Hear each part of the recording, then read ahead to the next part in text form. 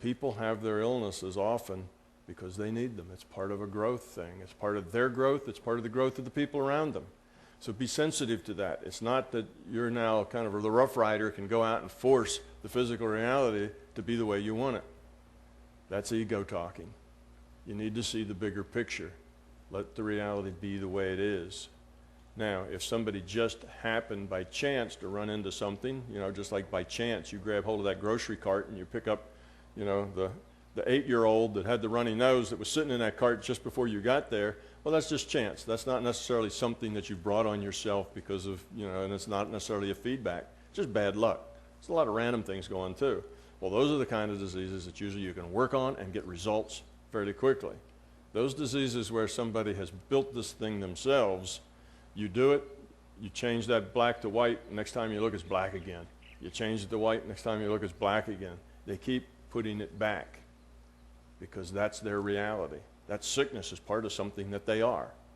You know, sometimes people cling to their illnesses, cling to their misery, because that's part of how they define themselves. They're that poor, miserable person that deserves your pity, you know, and they cling to that. So you can't go around jerking people around saying, you know, I want you to be well because I would like for you to be well because I think that's better for you because after all, you know, I'm God and I know everything, so I know what's better for you and you have to do it my way.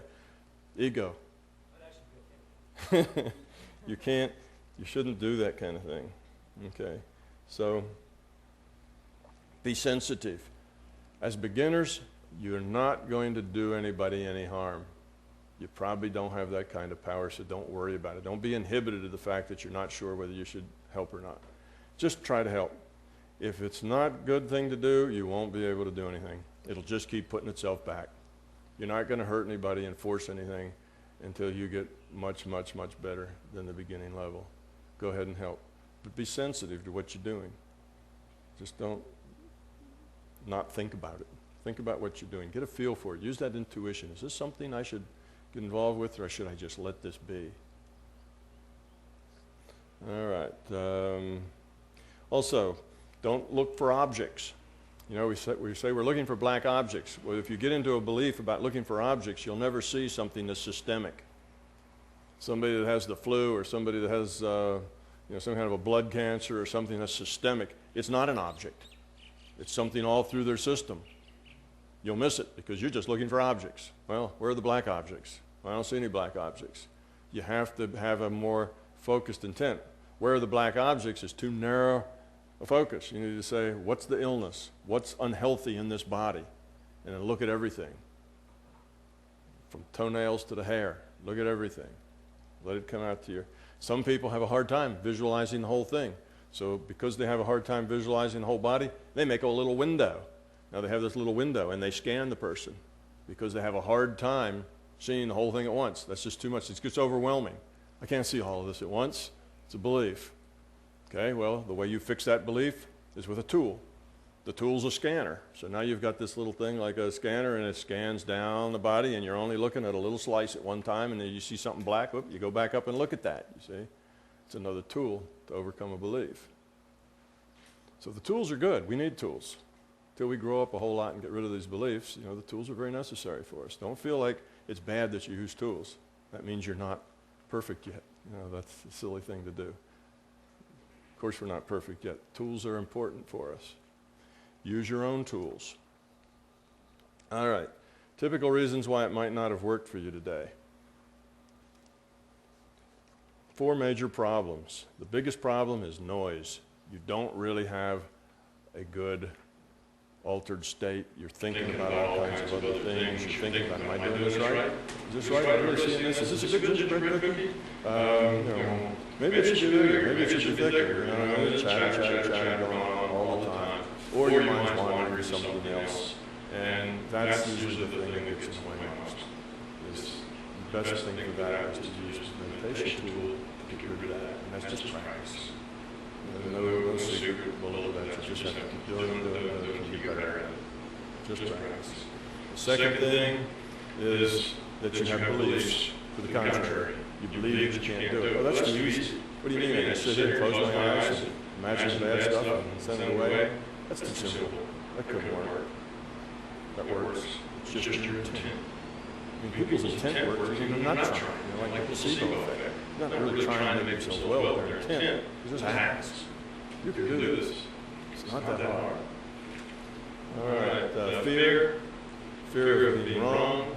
Fear of not being able to do it. Expecting it won't work for you. Belief. It couldn't be this easy. It's impossible. Inability to remain detached. Okay. Being detached takes practice. You generally get that also in meditation. Okay, so we have come to the end of what I have, and then we now will open it up for questions. This should have generated a whole lot of questions for you. You can take these techniques and modify them to suit you, and if you practice them, I give you a very high probability you will find them to be effective. You know, I'm just dying to know the background on the corkscrew. Because it was the thing I felt so strong. It was such a clear, bright image popped in my head. It had nothing to do with the corkscrew that I know of, but some background on it, or when I just saw a JFK $50 was all I could see. And that thing came up so clear, so bright, it just came banging in. I've practiced with this stuff a little bit in the past and played with it. Oh, now if I've got any of this part clear, it would be this one. And obviously it wasn't a 50-cent JFK $50. I can't make any connection to a JFK $50. I think maybe you got it at a thrift shop. I don't know. That was as could have been. Get to that. You know, we had one in England. What was it? It was the picture. It was a picture, and it was a Mickey Mouse picture. You know, the 3 circles, the big circle for the head, and the 2 circles for the ears. And it was a picture of a Mickey Mouse. And this fellow was British, and as soon as we said, "Go look at this picture," you know what we saw? Parliament. Said something about his political ideas, but he took Mickey Mouse and turned it into politics and his parliament. So there are connections like that were just his connection, you know, wasn't my connection. Maybe your own connection someplace. I don't know, but I don't have that connection. But again, we're interpreting. We get messages, and then whatever kind of how that hits us, that's how we interpret it. Mickey Mouse might turn into parliament.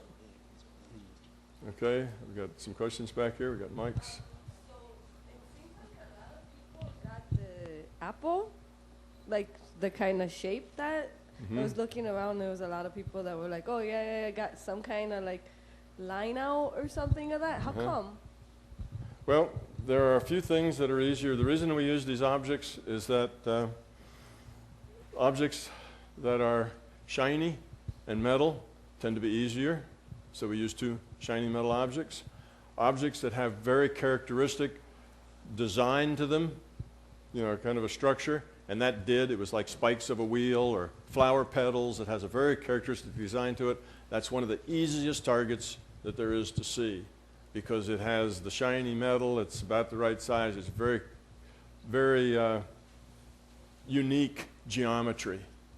A lot of times people get flowers.